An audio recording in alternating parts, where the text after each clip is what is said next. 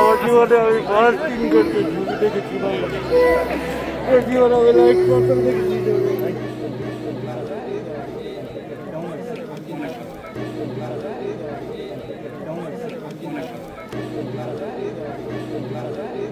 অনেক সুন্দর, অনেক ইমোশনাল আর ভালো একটা ছবি।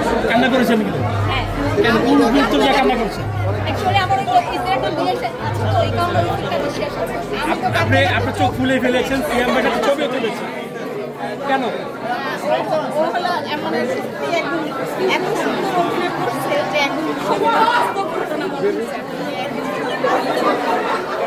মানে ভাষা নাই, এত সুন্দর। এরকম সিনেমা কি এর আগে দেখা হয়েছে?